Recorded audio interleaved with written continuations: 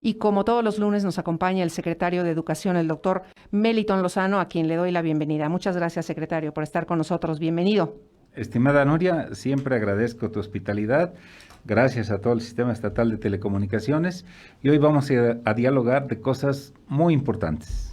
Muy importantes porque vas a iniciar con una cronología muy interesante de cómo se han ido dando las cosas y que nos va a llevar a algo muy específico y también de mucho interés. Exactamente. Saludo con muchísimo aprecio a todas las maestras y maestros que nos están escuchando, a los padres y madres de familia, tutores, alumnas y alumnos, y a la sociedad en general. Un servidor tiene, como lo ha instruido el gobernador, tenemos que dar certezas, aún sabiendo que hay cosas que se tienen que redefinir de acuerdo a cómo se va comportando la pandemia en nuestro estado. Claro. Entonces les cuento a todos que el ciclo escolar inició la semana pasada. Del 20 al 24 estuvieron trabajando las maestras y los maestros en una semana intensiva de capacitación, tanto los de básica como educación media superior. Ahorita vuelvo a ello. Sí. Siguiente, hoy en esta semana del 27 al 31 tendremos un consejo técnico escolar. ¿Ya empezó? Ya empezó y están en eso. La semana del 3 al 7 de agosto estaba planeada la limpieza de las escuelas, de los salones de clase.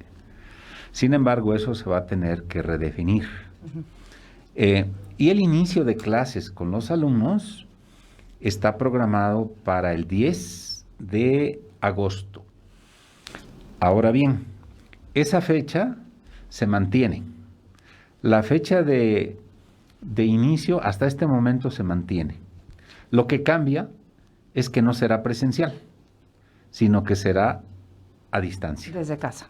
Eso es muy importante, por eso quiero hoy reiterarlo, ¿verdad? De que vamos a iniciar el curso con los alumnos, eso ya es una certidumbre. Quiero decir que el día de mañana tengo reunión con todos los secretarios del país y con el secretario Esteban Moctezuma. Y si hubiera un una cambio... reunión importante, ¿eh? Sí, a las 12 del día. De hecho, él va a estar en la mañanera con el presidente de la República, Andrés Manuel López Obrador. Hay que estar atentos porque si existe alguna modificación de fecha, el día de mañana la conocemos. Hasta este momento se encuentra programado 10 de agosto. Pero lo que sí no cambia es que regresamos en modalidad de educación a distancia. O sea, presencial se descarta totalmente y regresamos a distancia. Eso es lo fundamental que quiero que todas las personas que me están escuchando lo sepan y que estemos abiertos porque la pandemia pues, nos hace redefinir cosas. Y para los que nos estén escuchando y digan, bueno, pero ¿por qué? ¿No? Pues es que de aquí al 10 de agosto realmente falta poco más de una semana y media o 2 semanas y es muy poco probable que el semáforo cambie de color. Así es. En todos los estados del país casi ninguno está en verde.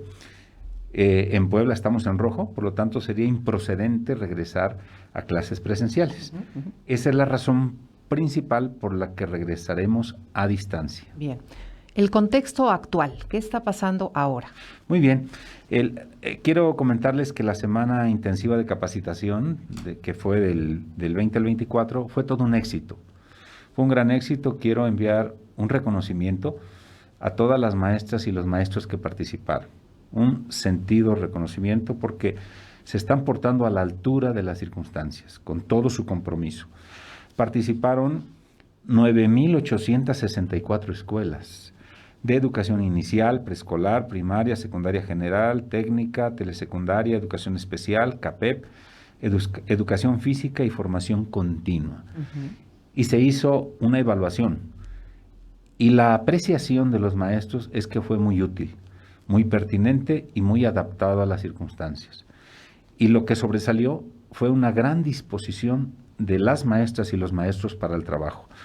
De igual forma, te comento que en educación media superior estuvieron reunidos supervisores, ATPs de bachilleratos generales, incluidos los centros escolares, digitales, telebachilleratos comunitarios, ENSAP y capacitación para el trabajo, con una asistencia máxima de 565 participantes. Estuvieron tratando temas de relevancia y de igual manera quedaron muy contentos.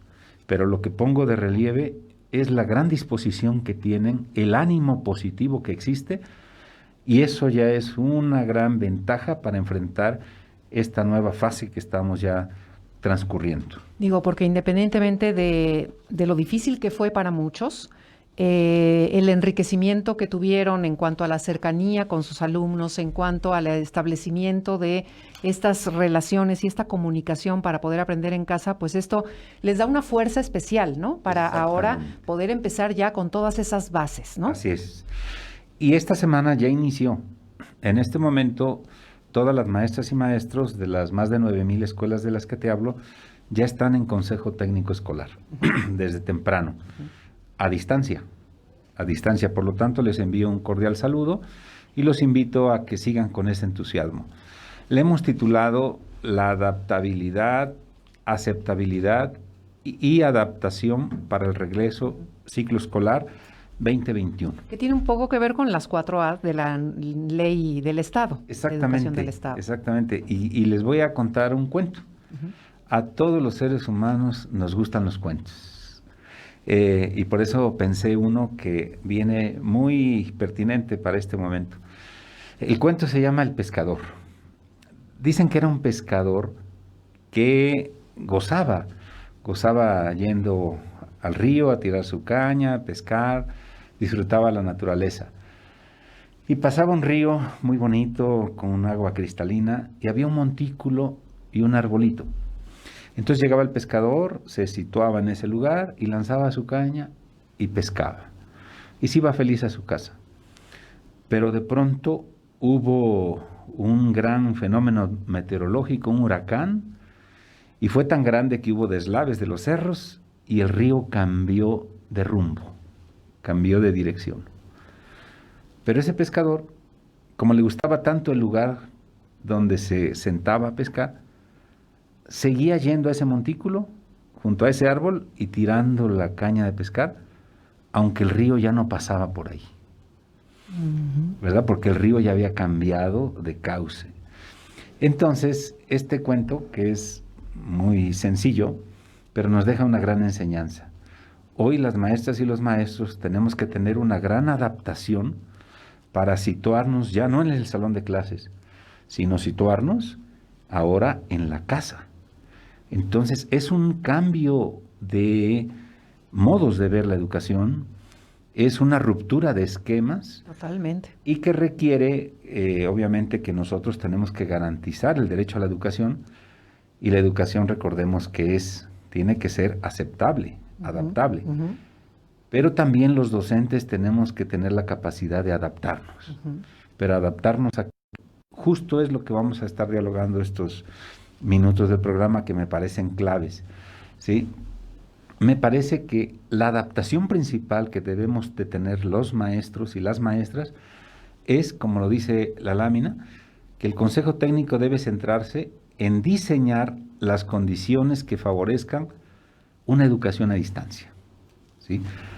Una educación a distancia es el reto, porque pensábamos que íbamos a regresar de forma presencial. Y entonces ya nos preparábamos, por eso te digo que la semana del 3 al 7 estaba programada la limpieza de aulas. Ahora no haremos la limpieza porque no regresamos presencial. Exactamente. Y no tiene mucho caso limpiarlas. Entonces es vital esta semana de Consejo Técnico justo para esta adaptabilidad. Exactamente, para esta adaptabilidad.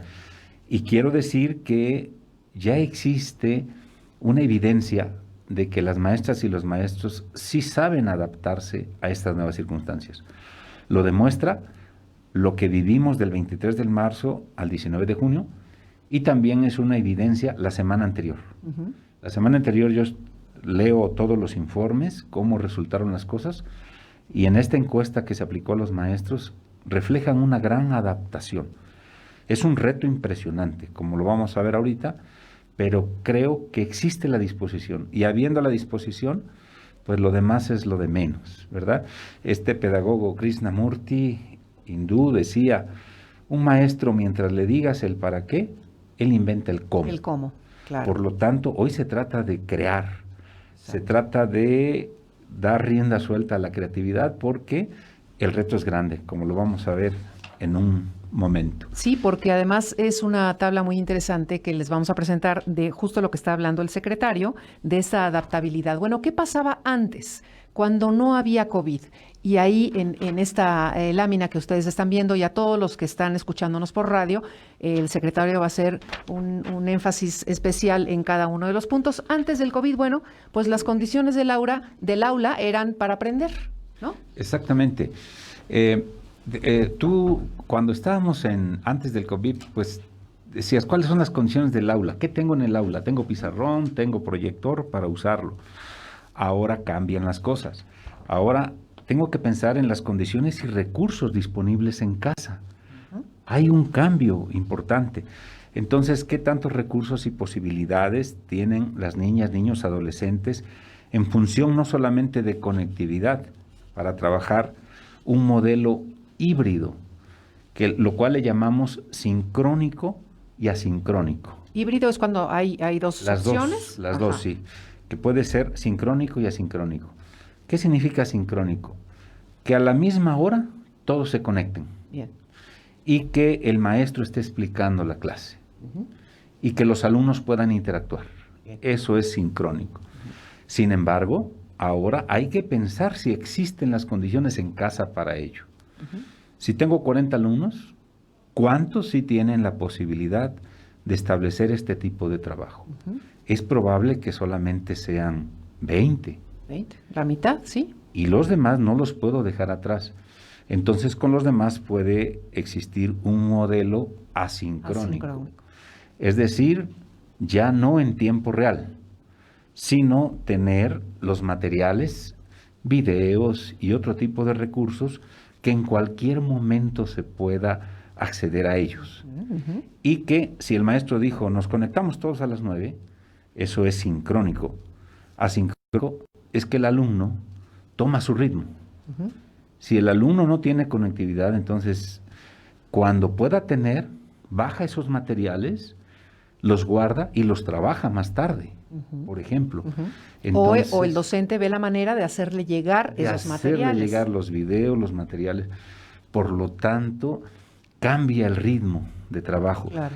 En esta nueva normalidad, un profesor debe tener en cuenta estos aspectos tan importantes. Luego también, saber si tienen computadora o no. Claro. Si tienen celular y si tienen conectividad. Determinar qué tan fácil es hacer llegar las guías de aprendizaje a distancia y los libros de texto. Entonces, y luego el estado emocional es un factor clave, tomarlo en cuenta. Porque seguramente en casa la han pasado difícil. Puede ser que haya habido enfermos, que la situación económica esté complicada, que los alumnos estén agobiados. Por lo tanto, el elemento emocional es clave. ¿Cómo atender el elemento emocional a distancia? Ese es a lo que me refiero, que es un verdadero reto. Y hablando de emociones, bueno, hay otro punto que es muy importante, que antes del COVID, bueno, pues los docentes recibían a sus alumnos. Exactamente. ¿No? En el aula, buenos días, muchachos, muchachas, ¿cómo están? Vamos a empezar, y había una conexión cercana, ¿no? Exactamente, ese es el siguiente reto. Antes del COVID, recibía a los alumnos y los tenía que conocer. Entonces, generalmente los maestros pensábamos en una dinámica de presentación, una dinámica de conocimiento entre ellos mismos. Sí, sí. Y decíamos, a ver, vamos a jugar al cartero, y es decir, era en vivo, interaccionando. Y ahora es orientarlos para recibir a la escuela en casa. ¿Cómo puedo conocer a mis alumnos a distancia? Porque va a haber alumnos nuevos. Segunda, ¿cómo los alumnos pueden conocerme a mí como su profesor? Y tercera, ¿cómo pueden conocerse entre ellos? Porque el que puedan establecer una empatía, pues resulta del conocimiento. Por ejemplo, antes entonces pensaba yo una dinámica de conocimiento, de integración en el aula, ahora la tengo que pensar a distancia. A distancia, tanto para los que tienen tecnología y conectividad, exacto, como para los que no. Así es. Entonces eso, pues es un verdadero reto, por eso creo que es clave, ¿no? Ahora, haciendo un paréntesis en este punto que es muy importante, yo recuerdo que en semanas anteriores los representantes de diferentes niveles educativos, algunos de ellos decían que probablemente los docentes que habían trabajado con sus alumnos en condiciones para término del ciclo escolar, probablemente iban a tener el mismo grupo en el siguiente año. Esto es importante también. Este es un criterio que se ha establecido a nivel nacional y aquí en Puebla también lo estamos confirmando en esa línea. El maestro que tuvo un ejemplo, cuarto de primaria, pasa a quinto con esos mismos alumnos. Entonces resolvemos en gran medida el seguimiento. Exactamente. Sin embargo, tenemos también el reto de los alumnos de nuevo ingreso. Exacto. Los que entran a preescolar nos colocan un desafío de cómo los atendemos. Los que pasan de sexto a primero de secundaria también. Y de tercero de secundaria a bachillerato. Esos son totalmente nuevos en el conocimiento con el profesor y entre ellos mismos. El siguiente es reducir el abandono escolar. ¿Sí? El índice de abandono puede elevarse por diferentes variables. Justo por esta etapa que estamos viviendo. Así es. Más trabajo en casa, necesidad de trabajar para sostener el hogar, no acceso a ambientes de aprendizaje, no pertinencia del contenido. Esto es muy importante. Es decir, si el alumno no encuentra atractivo, no le encuentra razón y sentido a lo que estoy aprendiendo, pues me aburro y lo dejo. Otros padres pueden considerar, pues mejor no inscribo a mi hijo, ¿verdad? Si de todas maneras no tengo computadora o así se vuelve más difícil, mejor no lo inscribo y hasta que regresen presencial. Este es un reto de reducir el abandono escolar. ¿Cómo hacer? ¿Qué hacer ahí? Sí, y el maestro juega un papel clave. Juega un papel clave dando acompañamiento cercano a las alumnas y a los alumnos. O sea, el reto es muy grande. Se resuelve con cercanía, definitivamente. Con cercanía. O sea, si los padres ven que el maestro está preocupado y ocupado con su alumno, con su hijo o su hija, bueno, pues van a darle otro sentido a todo esto. Exactamente. Entonces, se puede estando atentos, cercanos, sabiendo qué les pasa. Segunda, preparando contenidos que verdaderamente sean interesantes para las alumnas y los alumnos. La otra es que se pueda motivar, se pueda alentar a los alumnos. Eso es importante. Si en el aula, teniéndolos ahí, de pronto cuesta trabajo, pues ahora en casa, pero creo que es el reto. Y si alguien de pronto ya no se conectó o ya no recibimos sus trabajos, buscar la manera de entrar en contacto con ellos, irlos a ver si es necesario, porque consideramos que si el alumno no tiene garantizado su derecho a la educación, seguramente su vida será con muchas carencias. Si estudiando se dificulta, no estudiando todavía es más limitada la vida. Entonces el reto es doble o triple para los docentes. Exacto. Es preocuparse porque ellos de alguna manera obtengan todo el material necesario para seguir con sus estudios, pero también motivar a los padres y al propio alumno o alumna a que siga, ¿no? Exactamente, a que siga, que continúe y que juntos superemos las barreras. Y ese es el otro reto. La interacción en el aula, pues tenías estudiantes distraídos, poco atentos, y siempre el maestro, ¿verdad? Estamos, que alguien no pone atención. En el aula había distracciones. Pasa una mosca y se voltea. Claro. Ahora, ¿cómo favorecer que los niños, niñas atiendan y valoren los procesos de aprendizaje? Pareciera que conectados o mediante este sistema es más fácil que haya distracciones, ¿no? Exacto. Me levanto cuando quiero al baño, regreso, ya me aburrí, mejor me pongo a leer algo, no sé. Entonces tengo que anticipar las barreras. Un maestro tiene que anticipar las barreras con las que se va a encontrar. Y por ello tiene que ayudar a que los padres de familia digan, a ver, hijo, te levantas a tal hora, desayunas a tal hora, te sientas a trabajar, estas son las condiciones, y creo que ese es el gran reto. El otro aspecto tan importante son las características de los estudiantes y sus familias.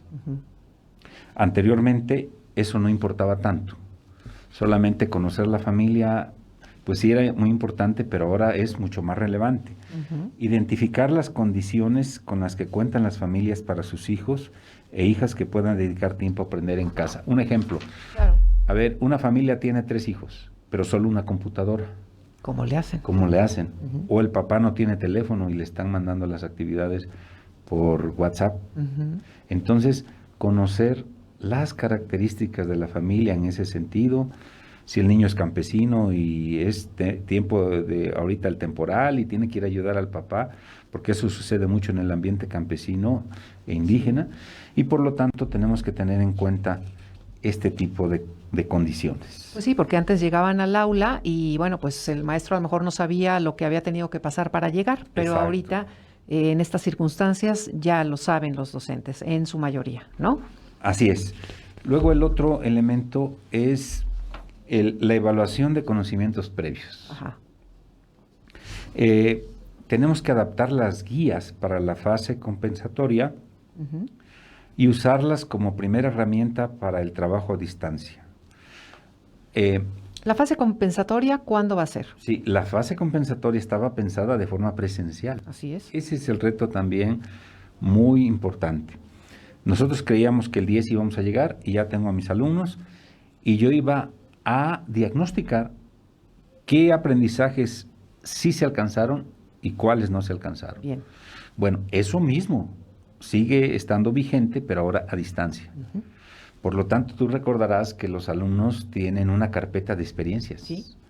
Y dijimos que una vez regresando, las iban a presentar y se iban a revisar. Ujú. Entonces, algunos maestros llevaron su carpeta o su portafolio de evidencias, Ujú. los productos derivados de una secuencia didáctica, por ejemplo, hay varios productos, pero también llevaron a cabo su carpeta de experiencias, donde plasmaban sus sentimientos, sus emociones a partir de los acontecimientos vividos diariamente. Esto, ¿cómo se revisa ahora a distancia? ¿Verdad? Porque si no, los alumnos pueden decir, bueno, trabajé tanto y ahora nadie me revisa y nadie me hace Nadie observaciones. me pregunta, no puedo expresar Exacto. lo que sentí, ¿no? Exacto. Entonces tenemos que pensar cómo llevamos a cabo la fase compensatoria, pero a distancia. Ujú. Eso es otro de los retos que tenemos y creo que... Y pues, que ya se tenemos está que- trabajando sobre Ya ello. se está trabajando. Luego la otra es la selección de contenidos basados en el contexto de los estudiantes. Ujú. Determinar lo que las niñas, niños, adolescentes no pueden no saber y que es clave para su vida y para continuar aprendiendo. Un ejemplo, si la materia, ya sabes que me encanta la biología, si la materia es biología, es un programa muy amplio Ujú. y puede ser que no se toque tal contenido, pero en esta circunstancia tendrían necesariamente que tocar, si el tema es hablar sobre los virus y las bacterias, ese es un aprendizaje pertinente. Ujú. Pero no solo en términos de contenido, sino también de habilidades para el aprendizaje. Un ejemplo, en biología, la habilidad de la comparación es muy importante. Ujú. Entonces, no pueden dejar de desarrollar la habilidad de comparación, porque sin eso no podrían acceder a otros aprendizajes. Eso es clave. Entonces, que un maestro y una maestra identifique cuáles son los aprendizajes claves, y por aprendizajes estoy entendiendo contenidos, habilidades, actitudes. Ujú. Eso es importante. Y cómo idear este punto de la comparación, ¿no? Sí, sí, por ejemplo, ¿no? Entonces creo que esa parte, pues tenemos que ponerle mucha atención. La otra es el diseño de actividades basada en las características de los alumnos. Ujú. Diseñar actividades interactivas, Ujú. dinámicas, atractivas, pertinentes, que le otorguen sentido y significado. Ujú. Eso también es muy importante. Por lo tanto, en este consejo técnico, el reto es diseñar. Diseñar aprendizajes, diseñar el modo de alcanzar los aprendizajes, pero a distancia. Ujú. Entonces ahora viene la creatividad. ¿Será que me filmo a mí mismo como maestro y produzco un video? Ahora ya estamos trabajando en eso, porque algunos sí tienen el acceso a la plataforma de Classroom. Exacto. Y en esta plataforma de Classroom existen forma de trabajar interactivamente, Ujú. de forma sincrónica y asincrónica. Algunos en la ciudad sí pueden, O sea, ya son materiales que están hechos, sí. Bueno, ya tienen un objetivo y que algunos nos ya, sirven. Ajá. y los otros hay que elaborarlos. Hay que elaborarlos. Va a haber un taller en estos días de cómo elaborar estos materiales para ser utilizados en la página Classroom, en la plataforma, y que estos materiales puedan quedar listos para que se utilicen en cualquier momento. Entonces ya estamos. Yo por eso hago un reconocimiento a todos los equipos técnico-pedagógicos de la Secretaría de Educación, empezando por las subsecretarias, por los directores de nivel, supervisores, todos, y los ATPs están trabajando muy fuerte. Las áreas de investigación, porque estamos retados, y creo que el reto hace que nuestras capacidades se desarrollen más, y eso es lo que está sucediendo en Puebla. Quiero decirte que aquí en Puebla estamos adelantándonos a las circunstancias, porque pues nos estamos planteando ya cómo recibir a los alumnos, pero a distancia. A distancia, muy bien. Así es. Y los horarios también son importantes. Y lo comentabas hace un momento de cuando en una casa tienen un equipo de computación para 3 diferentes niveles educativos, ¿no? ¿Cómo decirles a los padres que eso puede ser, lo pueden utilizar entre los 3 y que los 3 van a salir avante en esto, ¿no? Así es. El otro elemento, creo que todavía me da tiempo, me faltan 2, es ajustar los contenidos. El día de hoy, quiero decirles que se están empaquetando todos los libros de secundaria. Ya los tenemos en Puebla. Ya están. Ya tenemos el 100% de los libros de secundaria en los almacenes. Pero tú sabes que llega el de biología, el de historia, el de física, y ahora hay que hacer los paquetes. Pero hay que hacer los paquetes de millones de libros. Hoy empezamos. Pero ya están. Van a necesitar manos, ¿no, secretario? Sí. Y se van a empezar a distribuir, yo creo que el 7 es el reto. El 7 damos el banderazo para que se vayan los libros a las escuelas. Se demoraron un poco otros libros de niveles inferiores, pero ya estamos resolviéndolo. Muy bien. Entonces, ¿por qué menciono esto? Porque se tiene que ajustar los contenidos del libro a las elaboraciones de lo que están haciendo los maestros. Tomar en cuenta el libro. Si voy a utilizar el libro, cuando el alumno lo abría y tenía dudas, preguntaba. Claro. Pero ahora no voy a estar ahí como maestro. ¿Qué instrucciones puedo dar respecto a las actividades que tiene el libro? Esa es otra acción que tenemos que prever. Y finalmente, nosotros diseñábamos horarios en la escuela. A ver, de tal hora a tal hora, tal materia. Tal materia, sí. Pero ahora no. Ahora en la casa eso tiene que tener mucha flexibilidad. Si el alumno estuvo de manera sincrónica, bueno, siguió todo, pero ¿y si no? Y si él puede hasta las 12, entonces tenemos que ser flexibles. Muy flexibles en la forma en que el alumno puede acceder a las actividades. Repito, puede ser a través de estas acciones. Recordemos que los contenidos también se van a transmitir por televisión. Es probable que mañana el secretario de Educación Federal, Esteban Moctezuma, anuncie el inicio de un nuevo canal exclusivo de la Secretaría de Educación Pública Federal para contenidos educativos. Y eso va a acompañar este proceso. Entonces debo de tener en cuenta los horarios, el diseño de horarios. Y también anuncio que aquí en Puebla el gobernador autorizó un canal exclusivamente para contenidos educativos. Entonces vamos a tener otras herramientas. Más herramientas, pero de pronto este conjunto de herramientas, si no las sabemos ensamblar con un propósito determinado, podemos no aprovecharlas al máximo. Esos son los grandes retos que tenemos. Pues sí, que no son pocos. Así es. Que no son pocos. Pero tengo la firme convicción, estimada Nuria, de que sí se puede y de que existe la actitud de disposición, y esa es la base para que podamos salir exitosos y logrando esta misión central que tenemos de formar seres humanos felices, seres humanos integrales y buenos ciudadanos. Y cualquier inquietud, ya lo saben, que los padres de familia tengan, pueden acudir a las líneas telefónicas de atención de la Secretaría de Educación, que son 2222-293820 o 2222-293825.